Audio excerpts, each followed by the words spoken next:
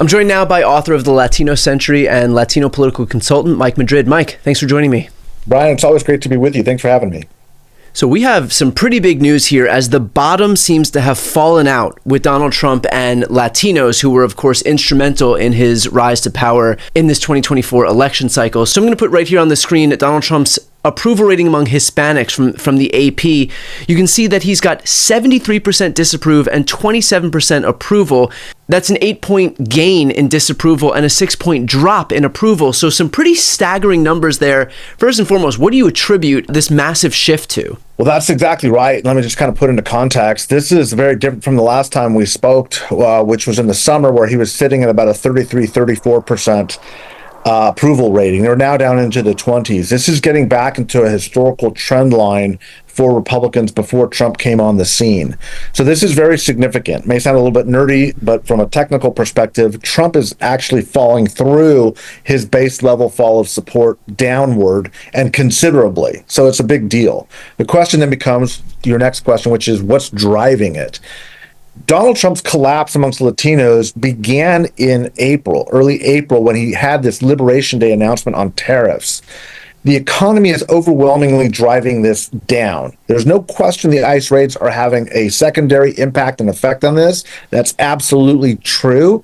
But his drop in support levels, considerable drop, began 6 weeks before the ICE raids in Los Angeles. It's important for listeners to understand because overwhelmingly and increasingly, the Latino voter is saying that it's affordability and the economy that is driving their voting behavior, not primarily the ICE raids, not immigration. They're both working together to drive the support levels lower. It's ICE raids are clearly having an impact, but they're not the main driver. They're not the main impact of what's happening here. It's the economy, and the economy.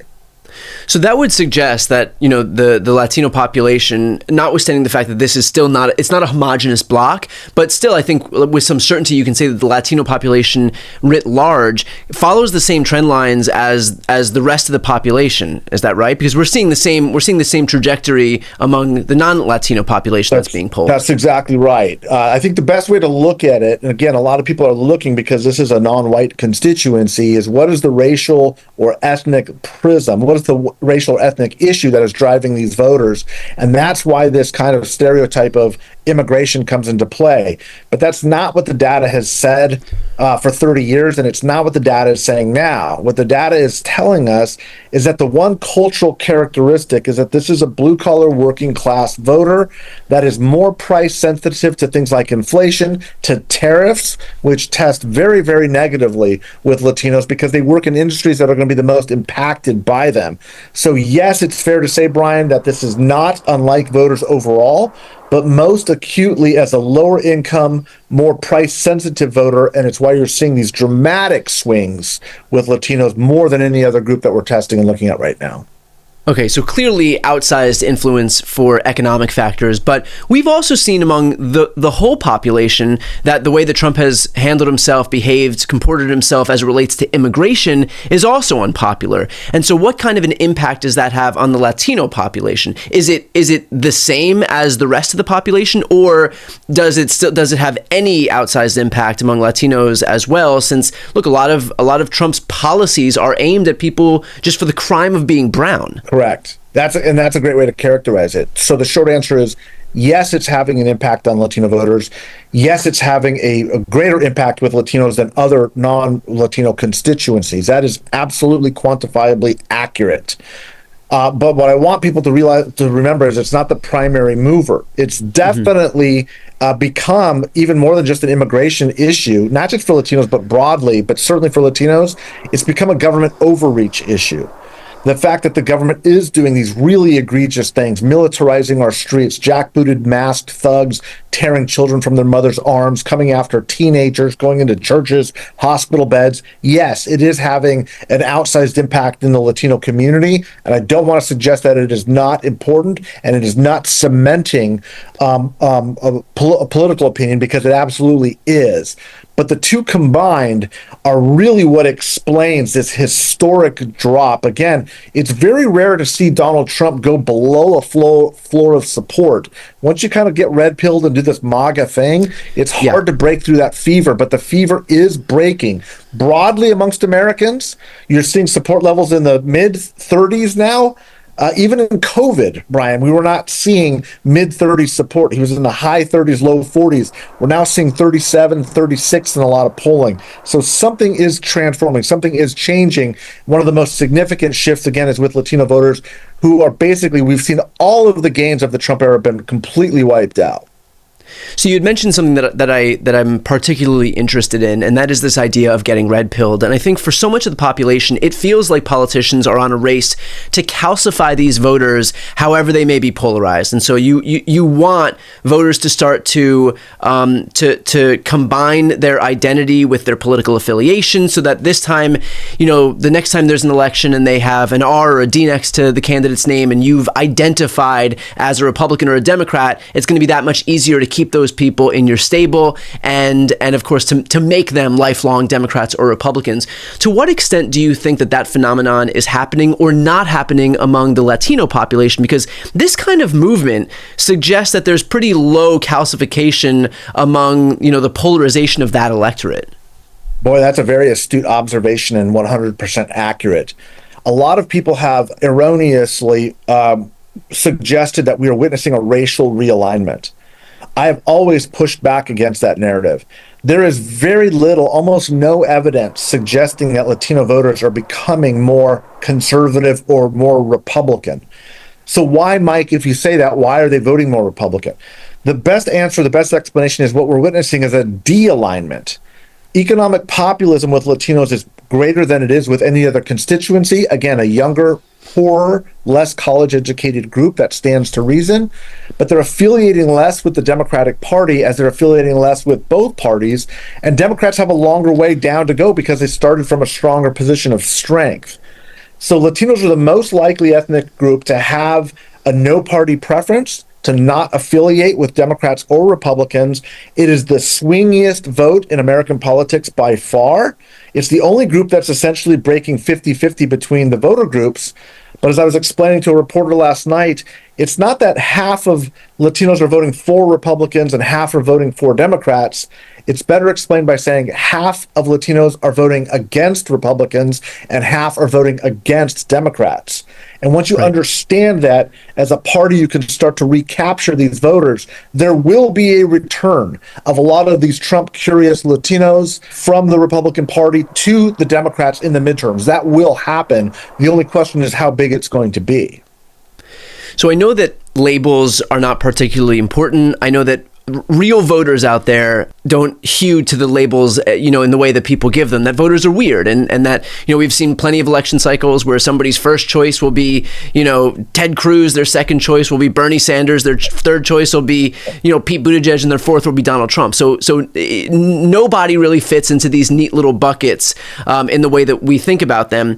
But at the same time, you had mentioned that this is a more economically populist group. And a lot of the Democratic candidates, especially who've been espousing economic populism, are the more are the farther left. Sometimes they'll put their own labels as democratic socialist or socialist, and that's breaking my mind a little bit, because the way that we've thought about the Latino population in the past is that the last thing that you want to be is have any adherence to socialism, because that's been such a boogeyman in the past as it relates to the Latino community. And so how do you reconcile those two things that at least in my mind are seemingly in conflict? Well, again, another great question. So let me dispel the socialism myth here. The socialism communism label works with a very small subset of Latinos. Those are Cubans and Venezuelans. Combined, that's about 6% of the entire Latino electorate. More importantly, 90% of that is concentrated in the southern part of Florida. So it has never been something that is going to resonate with Mexican Americans, Central Right. Americans, Dominicans, or certainly Puerto Ricans who are Americans by birth. Those combined make up the massive amount of Latinos. So whenever you hear somebody trying to win or scare Latino voters by using the socialism moniker, they're not moving the needle at all. They're not even talking to the audience. Having said that, it's really important to listen to any of the politicians in the Democratic coalition that are using economic populism as a tool, and that runs from a Zoran Mamdani who is winning back a lot of these New York City Latino working class voters who defected to Trump just 8 months ago, are now coming back in droves to this candidate. But they're also moving towards a Ruben Gallego in Arizona, who's setting the centrist, more conservative, if you will, flank in the Democratic Party. So why is it that both of these candidates and both these candidacies are appealing to these voters? The answer isn't just in the economics, it's in the populism. Both of these candidates were very critical and are still very critical of their own party's establishment for not prioritizing these issues, whatever they are. They're clearly not ideological. Latinos are not ideological voters in the same way others are, but they're very anti-establishment voters. It's why Bernie Sanders was winning many of the same precincts that Donald Trump won in the Rio Grande Valley in Texas or the urban core of Los Angeles. These voters are saying we need help. They're not feeling that they're getting it from their own party, and certainly not the system in American politics today. And so what would your recommendation be for any Democrat who's looking to bolster their flanks with the Latino population? What would your recommendation for those folks be? It's going to sound a little bit peculiar, but I'm going to say lead with economics regardless of what your ideological persuasion is. Latino voters are so desperate to hear about economics that they're going to, again, a Mamdani, a Democratic Socialist, a Bernie Sanders, a Donald Trump, a Ruben Gallego. The thing that all of these characters, all of four of these politicians have in common is they're challenging the orthodoxy of their own establishment, of their own parties, and saying we need something different, and they're talking about it through an economic lens. If you want to win Latino voters, I'm not going to tell you that it's a silver bullet economic issue on the left, on the center, or the right. But what I am going to tell you is if you characterize your own belief system in challenging the structures of both major parties and the American system broadly, you're going to see results. You will get traction because just focusing on it and making it the centerpiece is everything that this working class, struggling, working poor community wants and has not received from either party from their estimation.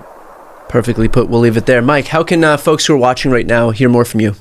I write regularly on these topics. My Substack on The Great Transformation is the name of my newsletter, or follow me on X at Madrid_Mike. Awesome. Mike, as always, thanks so much for the time. I appreciate it. Appreciate you, Brian. Thanks for your good work out there.